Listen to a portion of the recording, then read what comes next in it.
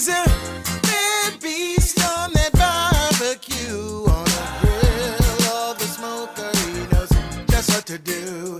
He's a bad beast on that barbecue. Hey, what's going on, guys? Hey, welcome back to another episode of Bad Beast Barbecue. Hey, today we're cooking on the pit barrel cooker again today. I'm starting to love this little contraption, man. The bad boy does a fantastic job of adding smoke flavor and cooking food, man, very efficiently. Okay, so we did 2 cooks so far on it. Y'all guys saw our initial cook, and then you saw our cook where we hung some ribs. I'll put the iCard up here so you can check it out if you haven't seen those yet. But today we're going to be hanging a whole bunch of chicken here, okay? So yesterday we bought 4 young fryers, okay?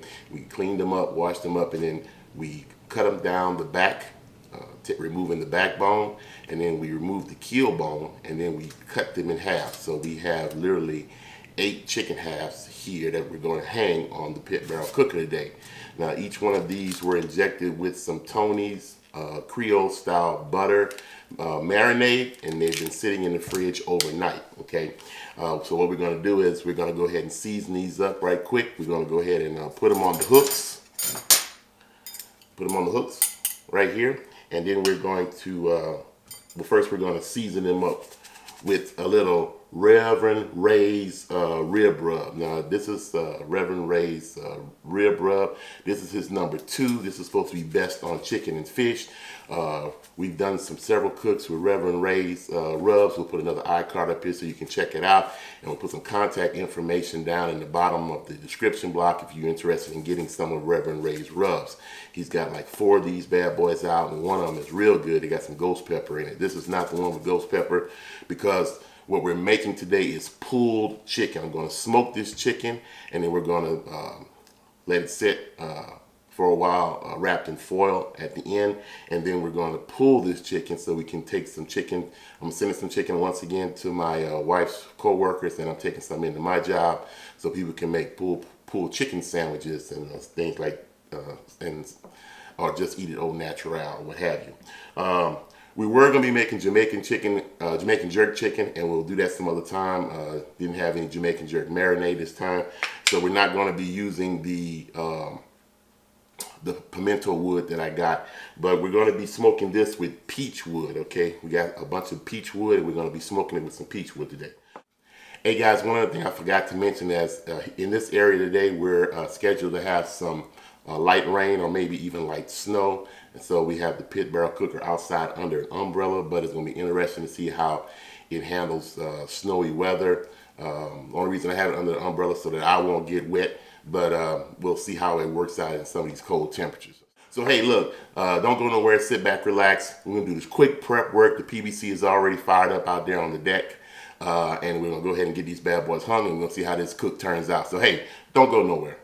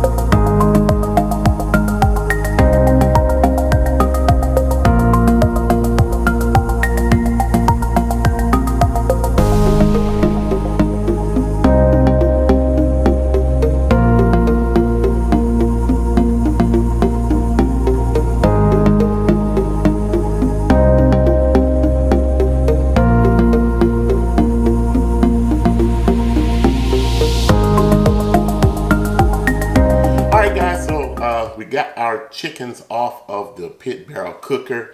While I show you what one of these looks like, I want to just say that with the snow and the weather, the way it was, and the pit barrel not being an insulated cooker, it took longer to cook these birds than probably normally would.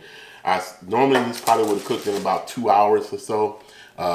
These took closer to 4 hours, taking into consideration the amount of meat that was on the smoker, the weather conditions, and the fact that there was some added moisture in these simply because I injected them, okay? However, they did come out beautiful. Let me get one of these for you and check them out.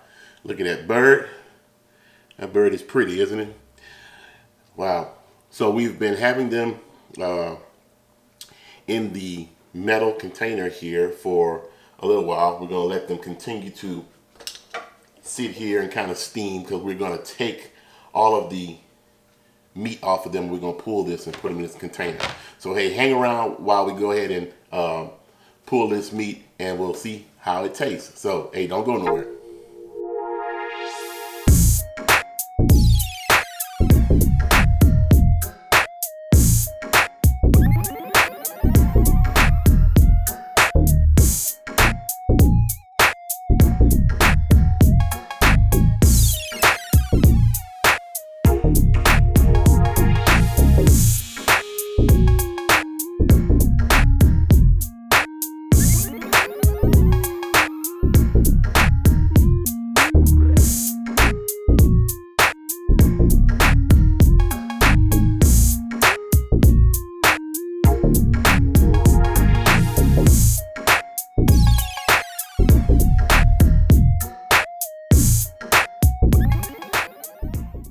All right, guys, we got our chicken all pulled here. I got a big Tupperware here full of nice, smoky, aromatic chicken, man. I mean, it looks beautiful. Let me go ahead and give you a close-up look at this.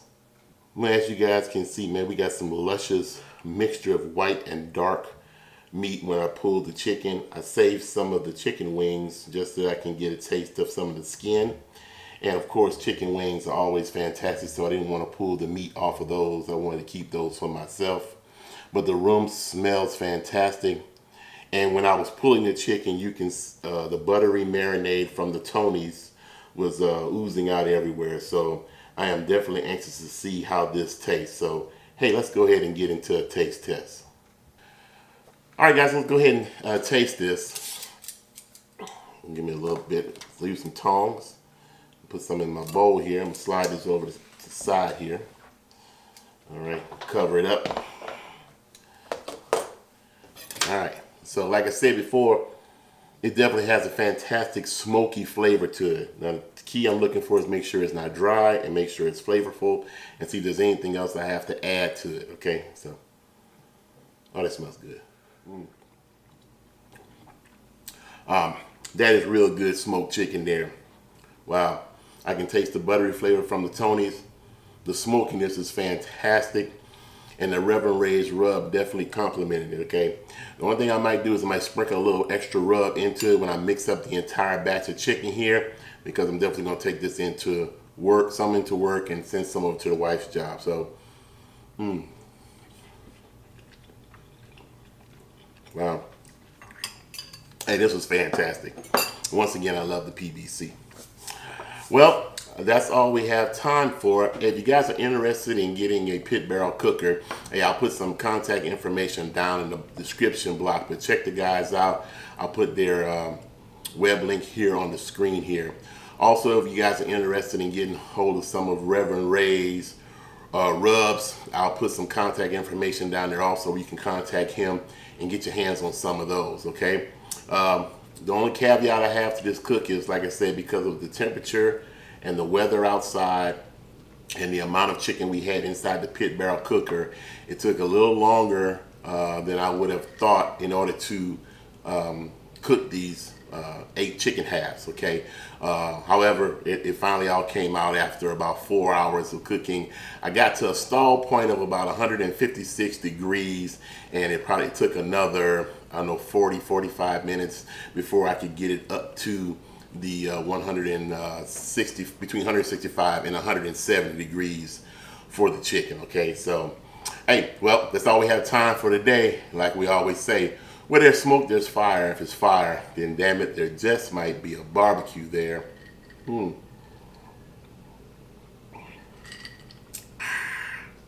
Hey, we'll see you guys around the smoker. Hey guys, thanks for joining us today. Hey, don't forget to subscribe and turn on your notifications and leave us a like and a comment, okay? Hey, if you're interested in seeing some more videos, check out the links here up on the screen. And as always, we'll see you guys around the smoker.